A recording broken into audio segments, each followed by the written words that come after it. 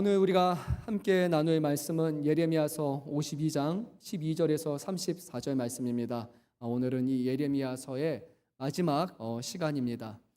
작년이었죠. 2023년 7월에서 8월 두 달 동안 저희가 예레미야서 1장에서 25장까지 그 전반부 내용을 함께 나눴습니다. 그리고 또 1년이 지난 이번 올해 7월, 8월 두 달 동안 52장까지 후반부 말씀을 나누었어요. 성경의 예레미야서 내용 자체가 워낙 방대하다 보니까 매일 저희가 묵상해도 4달을 해야 될 만큼 분량이 방대합니다. 그래서 전후로 나눴습니다. 이 전반부는 이스라엘의 죄에 대해서 말씀하시며 하나님께서 회개를 촉구하시는 내용이었고, 그리고 오늘로 끝나는 후반부의 말씀은 유다의 멸망과 그리고 더 나아가 회복에 관한 약속이 주를 이루고 있습니다. 오늘 말씀은 그동안 하나님께서 예레미야를 통해서 경고하셨던 그 모든 말씀이 다 성취되고 이제 남유다는 철저하게 멸망당하는 것에 관한 말씀입니다. 앞선 예레미야 39장 1절에서 10절 말씀을 우리가 살펴본 바가 있는데요. 그때 예루살렘의 멸망에 대해서 좀 개략적으로 성경이 우리에게 전하고 있습니다. 근데 오늘 마지막 52장에서는 그 멸망에 관한 말씀을 그대로 가져오고 거기다가 더해 가지고 우리에게 더욱 자세하게 예루살렘의 멸망에 대해서 말씀합니다. 예레미야 39장과 그리고 예레미야서 52장을 여러분이 양쪽에 딱 펴서 이렇게 대조해 보면 같은 멸망이지만 거기에 추가된 것이 있습니다. 39장에 없는 내용은 바로 하나님의 성전이 철저하게 파괴되는 것이고, 성전에서 봉사하는 사람들 또한 사로잡혀가서 죽임을 당하는 것이 52장에서 말씀하는 내용이에요. 그래서 그렇게 보면 이스라엘의 진정한 멸망은 예루살렘 성이 함락되는 것이 아니라 바로 하나님을 예배하는 성전이 파괴되는 것, 성전에서 하나님을 예배하는 자들이 죽임을 당하는 것, 그것이야말로 진정한 이스라엘의 멸망이라는 것을 우리는 알 수 있습니다. 말씀에 들어가면서 우리가 몇 가지를 좀 생각해 보면 좋을 것 같습니다. 한 나라가 멸망당한다라고 라고 가정할 때 과연 한 나라, 한 국가가 멸망당하는 것에 주된 요인이 과연 무엇이 있을까요? 여러 사람들이 한 5가지 정도를 손꼽아서 말합니다. 첫째는 정치적인 붕괴라고 얘기를 합니다. 지도층이 부패하거나 지도층이 무능하거나 또는 지도자들 사이에 내분과 권력 투쟁이 일어날 때 결국 그 나라는 멸망으로 치닫게 됩니다.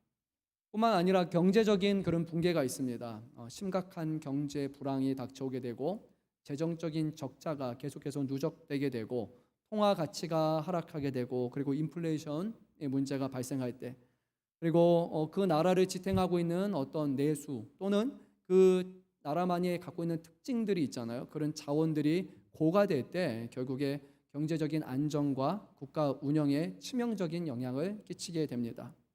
사회적인 붕괴가 있습니다. 인종, 종교, 이념, 계층 간의 갈등이 점점 심화되게 될 때 결국 나라는, 사회는 분열하게 됩니다.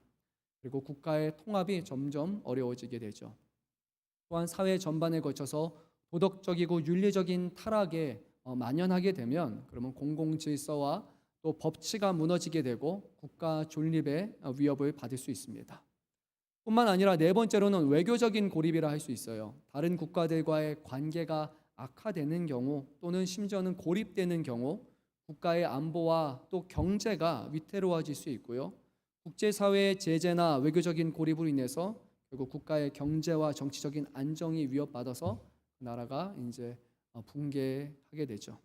그리고 마지막으로 군사적인 문제가 있습니다. 외부의 침략에 의해서 국가가 점령당하거나 또는 영토를 잃어버리거나 그럴 경우에 국가의 주권을 상실할 수가 있습니다. 외부적인 게 아니라도 만약에 내부의 반란으로 인해서, 쿠데타로 인해서 국가 체제가 붕괴가 될 수도 있죠. 이런 것들이 하나라도 있다면, 한 가지 이상의 지표가 아주 심각하게 떨어지게 될 때는 국가의 비상사태라고 우리는 부를 수 있습니다. 이런 5가지 지표를 놓고 이 예루살렘을 한번 생각해 볼 때 남유다의 멸망은 정말로 확실한 것으로 보입니다. 군사적인 패배가 있었고 외교적인 고립 상태에 놓이게 됩니다. 그리고 정치적으로 거기를 담당하고 있는 지도자들이 다 결국에는 도망가게 되고 나중에 사로잡혀 죽임을 당하게 됩니다. 경제는 말할 수 없이 무너지게 되죠. 사회적인 붕괴로서 서로 이념 갈등이 생겼습니다. 그래서 예루살렘은 남유다는 결국 멸망하게 됩니다. 앞선 1절에서 11절 말씀 보면요. 52장 1절에서 12절 말씀을 보면 수도 예루살렘이 함락을 당하게 되고 거기에 왕과 왕의 아들들과 고위 관직들이 다 이제 바벨론 느부갓네살 앞에 이제 결국 끌려오게 됩니다. 거기서 모든 고관들 그리고 왕이 사랑하는 아들들이 바로 눈앞에서 참수를 당하게 되고 그에 이어서 시드기야 왕의 두 눈이 다 뽑힌 채로 그가 이제 감옥에 들어가게 됩니다. 모든 리더십들이 다 죽임을 당했습니다. 하지만 바벨론은 여기서 멈추지 않았습니다. 이것만 해도 이미 이스라엘은 회복 불가한 그런 상황일 텐데 오늘 이어지는 말씀을 보면 바벨론은 철저하게 이스라엘을 남유다를 멸망시키고자 합니다. 13절 말씀 보면 어떤 일이 있는가 하면 이제 그 당시에 수도라 할 수 있는 예루살렘 그리고 예루살렘 성내에 있는 여호와의 성전과 왕궁을 먼저 불사릅니다. 그리고 여기에 더해서 예루살렘에 있는 모든 거주지가 있잖아요. 사람들이 사는 집들도 다 불태워버리고 고관들의 집들도 다 찾아서 불태워버립니다. 사람이 살아갈 수 있는 집이란 집은 다 불살라서 소멸시키고 맙니다. 영토를 점령한 것뿐만이 아니라 이 영토에서 아무도 살아갈 수 없도록 모든 거주지를 다 불살라 버려서 결국 예루살렘 도성은 황폐한 도시가 되고 맙니다. 근데 이게 끝이 아니었어요. 이것만 해도 이미 완전히 망한 건데 여기에 한 수를 더 떠서 이 예루살렘 성을 둘러싸고 있는 사면의 성벽들을 다 그들이 헐어버리기 시작합니다. 성벽이 없이는 이 성 안의 사람들이 보호를 받을 수 없는 것처럼요. 이제 이 남아있는 성벽도 다 무너뜨려서 추후에 나중에라도 혹여라도 사람들이 다시 이곳에 와서 거주할 수 있는 그 실말 같은 가능성 또한 그들이 다 없애고자 한 것입니다. 그래서 나중에 우리가 말씀을 보게 되면 수도 예루살렘이 완전히 이제 폐허가 된 후에 바벨론이 이 이스라엘을 다스릴 수 있는 총독을 한 명 파견하게 됩니다. 근데 이 총독의 관저가 일반적으로 보게 되면 수도에 있어야 되잖아요. 그런데 수도가 완전히 멸망했기 때문에 예루살렘이 아니라 미스바라는 곳을 행정의 중심지로 삼아서 통치를 하게 됩니다. 예루살렘은 수도로서의 역할이 완전히 상실하게 됩니다. 뿐만 아니라 우리가 이어지는 말씀을 보면 하나님을 예배하는 그런 성소로서의 역할 또한 다 사라지게 됩니다. 생각만 해도 끔찍한 일이지만요. 만약 대한민국에 전쟁이 발발했다고 생각해 보십시오. 그런데 그 중에 어느 도시를 가장 먼저 공격하겠습니까? 수도인 서울일 거예요. 그렇죠? 전쟁이 끝이 났어요. 다행히 한국군이 잘 옆에 동맹군하고 도움을 받아가지고 이겨냈습니다. 근데 그 결과가 어떠냐? 수도 서울이 완전히 황폐화가 됐어요. 그럼 여러분 어떤 생각이 들 것 같습니까? 대한민국은 망했다라는 생각이 아마 들지 않을까요? 물론 다른 도시들도 많이 있습니다. 위성 도시들도 있고 거기서 또 어느 정도 이제 재개를 할 수도 있습니다. 하지만 수도가 갖는 그 상징성은 참으로 큽니다. 모든 중심이 다 이곳을 통하기 때문이에요. 서울이 망하면 대한민국은 예전과 같아질 수가 결코 없습니다.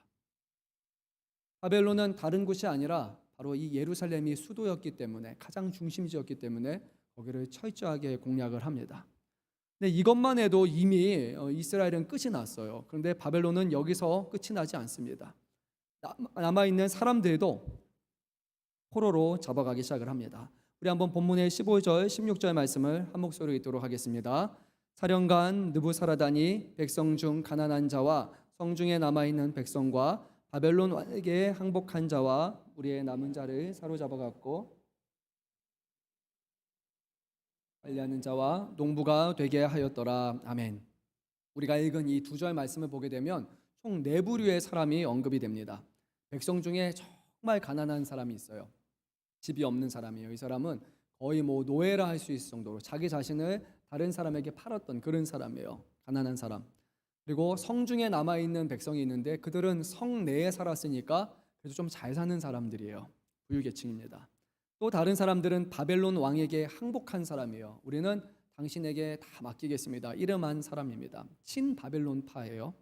그리고 무리의 남은 자라고 말합니다. 근데 여기서 말하는 무리의 남은 자는 정확하게 원문을 보게 되면 그냥 남아있는 사람이 아니라 기술자들, 건축자들, 어떤 기능공 중에 지금 남아있는 사람들을 그렇게 가리킵니다.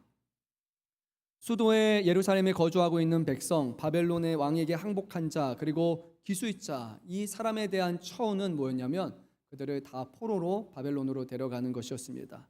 이 사람들은 포로로 잡아갈 만큼 어떤 유용한 가치가 있는 사람이었어요.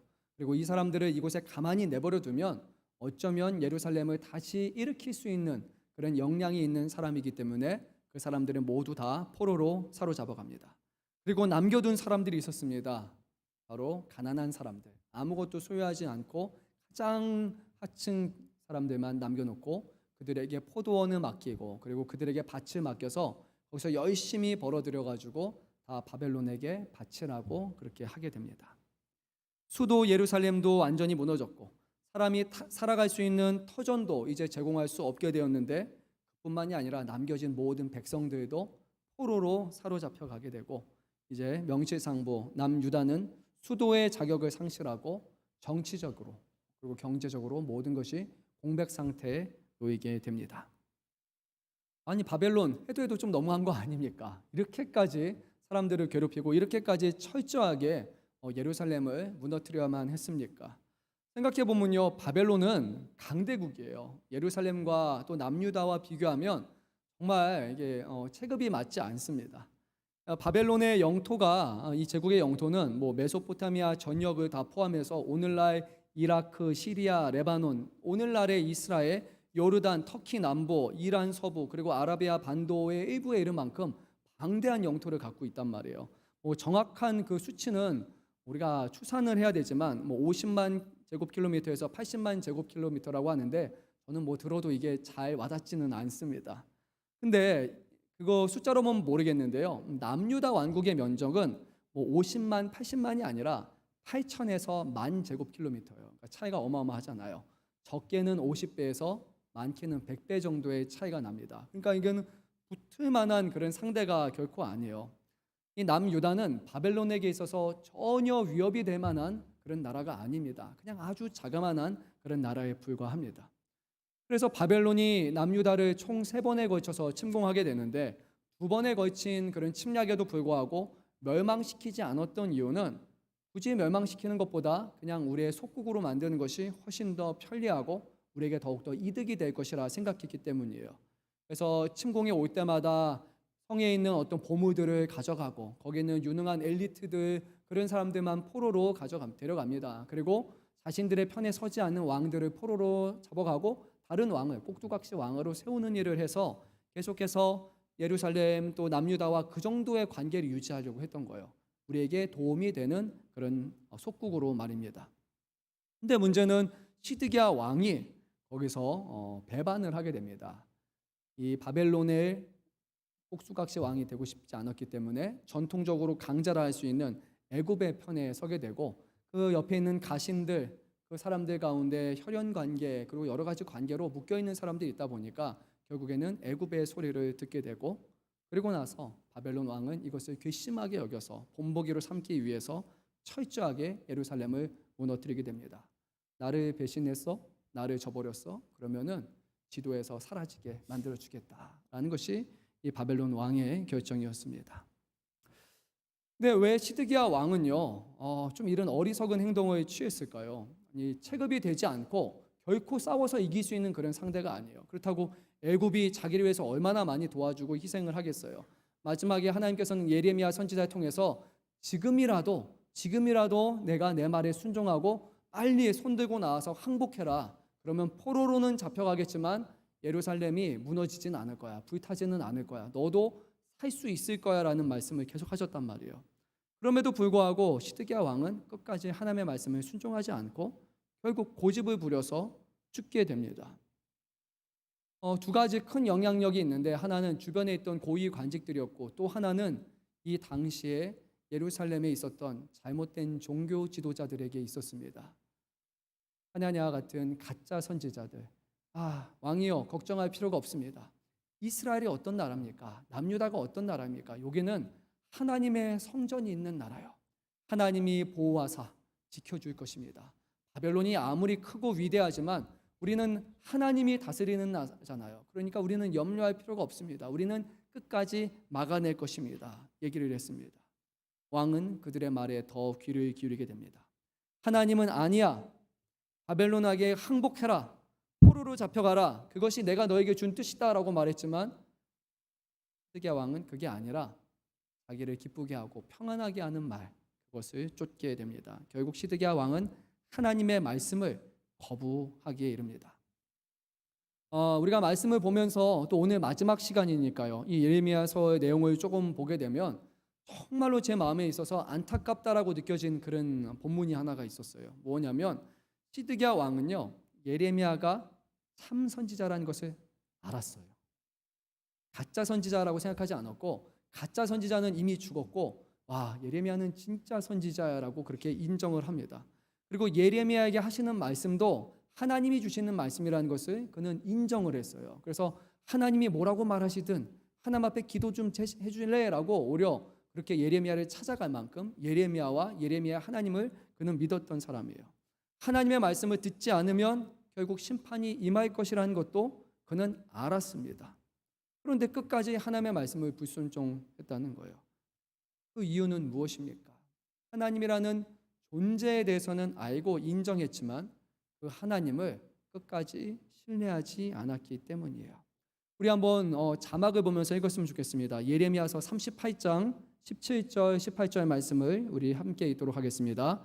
예레미야가 시드기야에게 이르되 만군의 하나님이신 이스라엘 하나님 여호와께서 이와 같이 말씀하시되 내가 만일 바벨론의 왕의 고관들에게 항복하면 내 생명이 살겠고 이 성이 불사름을 당하지 아니하겠고 너와 내 가족이 살려니와 내가 만일 나가서 바벨론의 왕의 고관들에게 항복하지 아니하면 이 성이 갈대아인들의 손에 넘어가리니 그들이 이 성을 불사를 것이며 너는 그들의 손을 벗어나지 못하리라 하셨나이다. 아멘.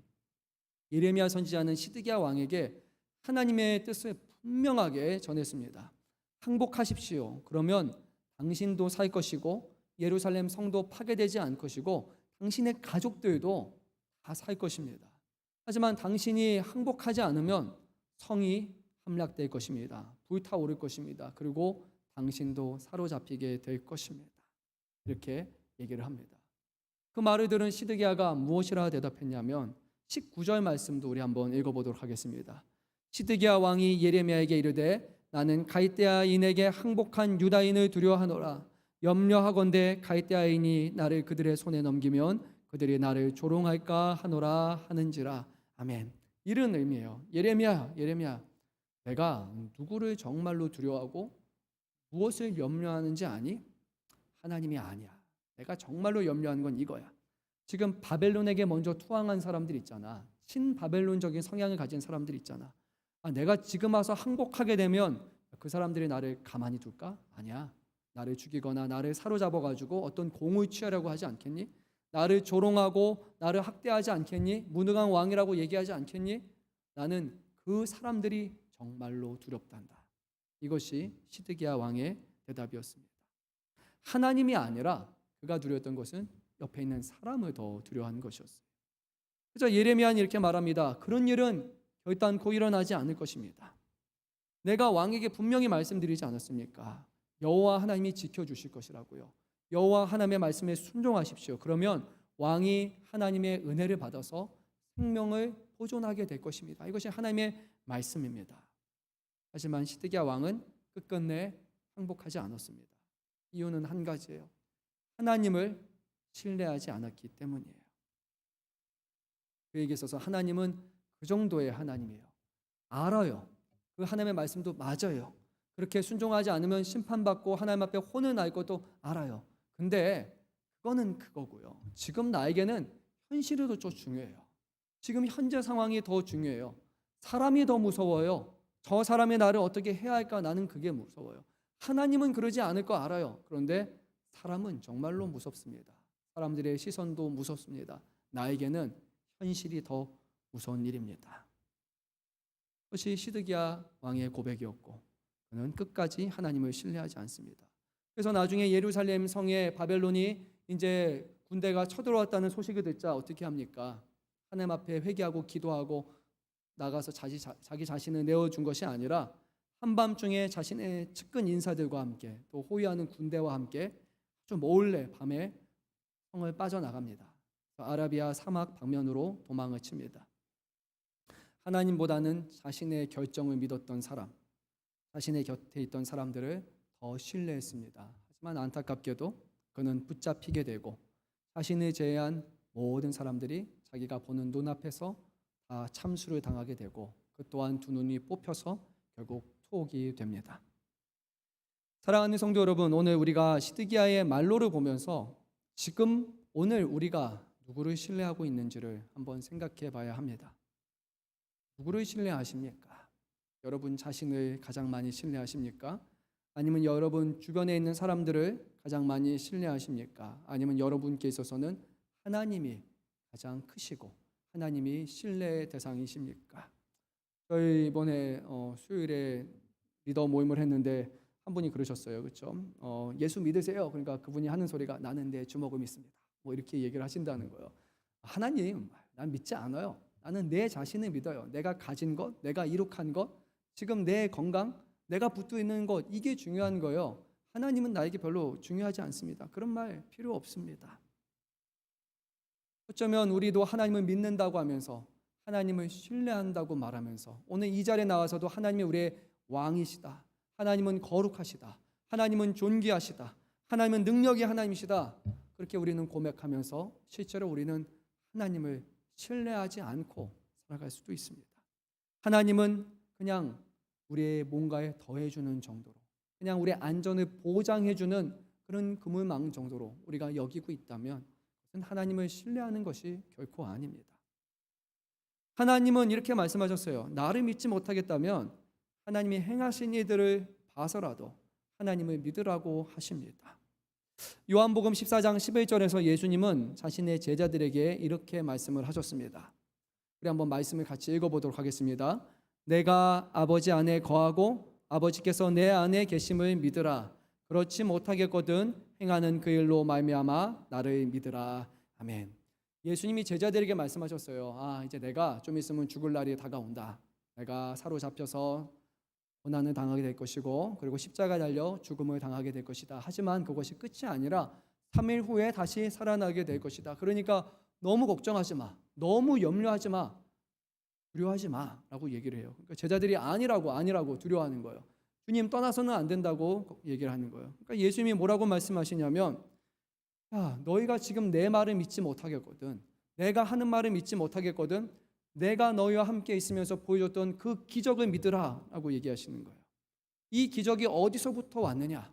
내 능력이 아니라 하나님께서 나와 함께 하시기 때문에 일어난 기적이 아니었냐? 죽은 자가 살아나지 않았느냐? 달리다금 소녀야 일어나라면 살아나지 않았느냐? 병든 자가 고침을 받지 않았느냐? 중풍병자가 회복되지 않았느냐? 내가 너와 함께 있으면서 했던 수많은 기적 기억이 나지 않느냐? 오병이어의 기적이 기억나지 않느냐? 내 말을 믿지 못하겠거든. 내가 한 행동을 봐서다로 너는 나를 믿으라 라고 주님은 말씀하셨습니다. 사랑하는 성도 여러분, 오늘 주님은 우리에게 동일하게 말씀하셔요. 예루살렘에 관한 말씀을 전하시면서 내가 지금 너희와 함께 하는데 믿지 못하겠느냐? 그러면 예루살렘의 멸망을 보면서 너희가 믿어라. 내가 멸망된다고 말하지 않았느냐? 멸망이 되었다. 그러면 내가 오늘 너희에게 말하는 것 이것이 다 이루어질 것을 너희가 왜 믿지 못하느냐? 하나님을 신뢰할 수 없다면 하나님이 행하신 기적들을 보고서라도 하나님을 믿으라고 우리에게 말씀하십니다. 사랑하는 성도 여러분, 우리의 믿음을 점검해 보시기 바랍니다. 정말로 하나님을 믿고 계십니까?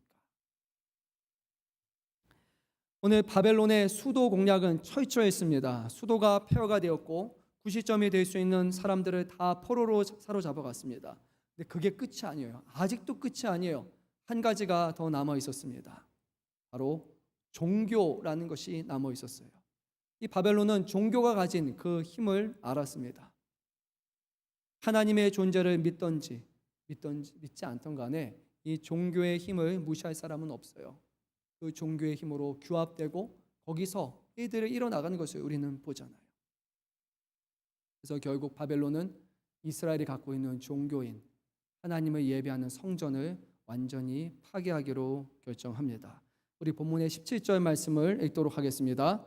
갈대아 사람은 또 여호와의 성전의 두 놋기둥과 받침들과 여호와의 성전 놋대야를 깨뜨려 그 놋을 바벨론으로 가져갔고. 아멘. 제일 먼저 한 일은 성전을 지탱하고 있는 두 개의 기둥이 있습니다. 야긴과 보아스라고 불리는 이 두 개의 기둥이에요. 그리고 이 기둥을 지탱하고 있는 받침, 그리고 제사장들이 제사 예식을 하기 위해서 자신의 몸을 씻는 정결하게 하는 그 놋대야를 다 깨부숴서 그것을 가지고 갑니다. 뿐만 아니라 이어지는 말씀을 보게 되면 제사에 쓰이는 기구 중에서 놋이나 은이나 금과 같이 가치가 있는 모든 것들은 다 해체하고 다 깨서 다 가져갑니다. 나무로 된 거 이런 거는요, 시간이 지나면 다 썩어지고 사라질 거예요. 그런데 놋과 같이 금과 같이 가치가 있고 썩지 않은 것들을 그들은 다 챙겨서 가져갑니다. 결국 하나님을 예배하는 성전이 이제는 사라지고 말았어요. 그런데 그것도 끝이 아니었습니다. 성전에 있는 제사장들을 이제는 사로잡습니다. 24절 말씀도 우리 한 목소리로 읽습니다. 사령관이 대제사장 스라야와 부제사장 스바냐와 성문 문지기 세 사람을 사로잡고, 대제사장 그리고 부제사장은 둘째 되는 제사장이라고 그렇게 기록되어 있습니다. 그리고 성전 문지기는요, 제사장 신분 중에서도 성막으로 사람들이 오가는 것을 막는 사람들이에요. 그러니까 여기 있는 세 부류의 사람들은 다 제사장들을 가리키는 거예요.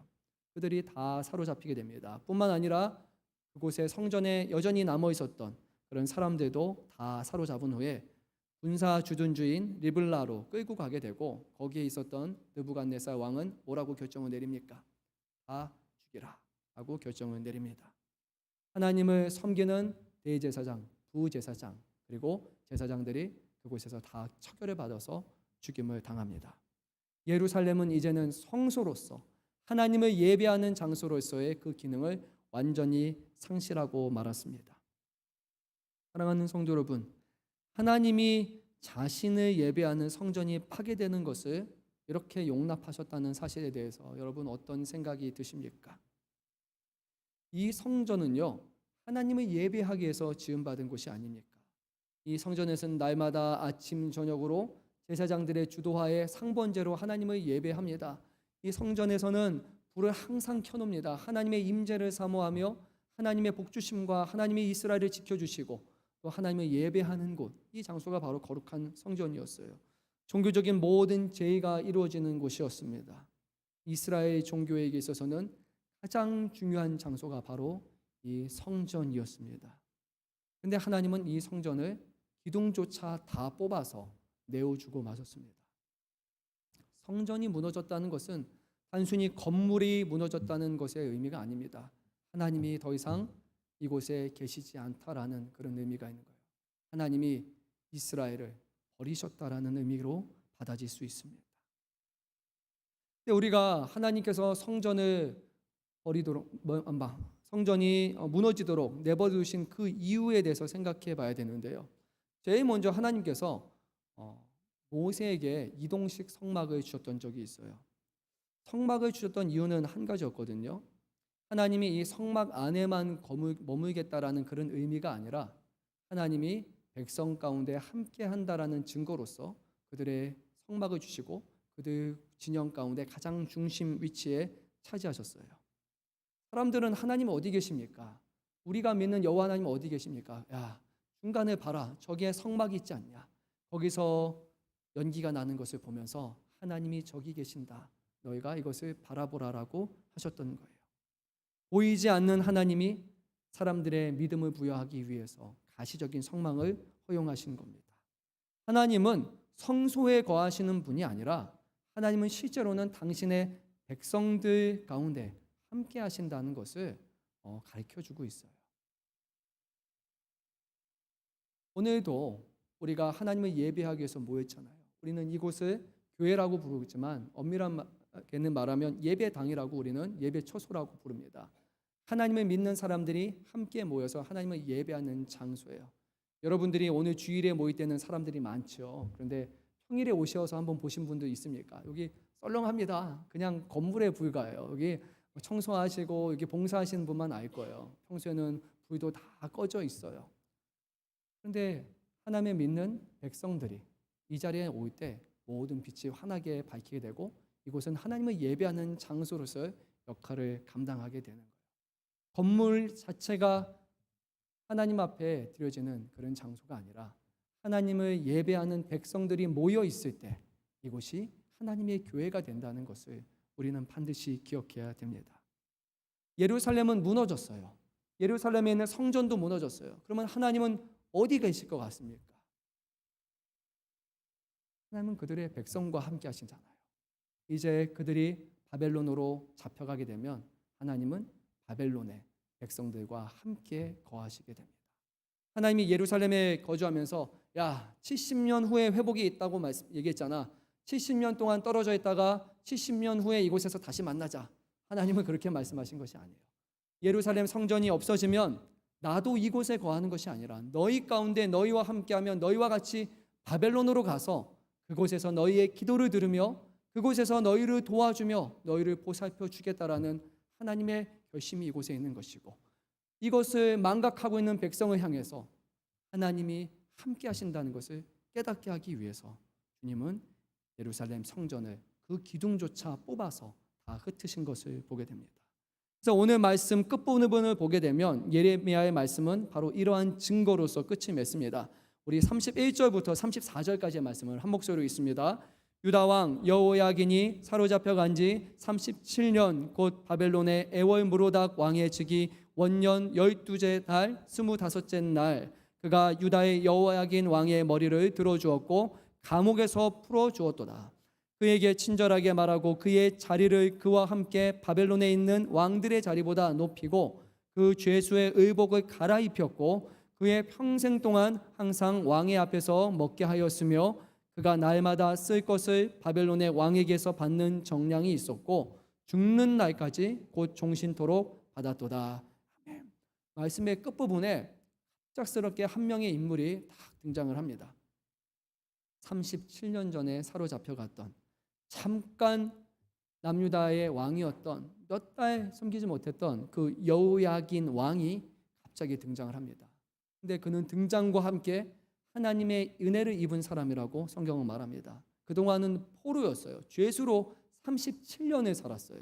근데 이제 그가 왕처럼 대우를 받게 됩니다.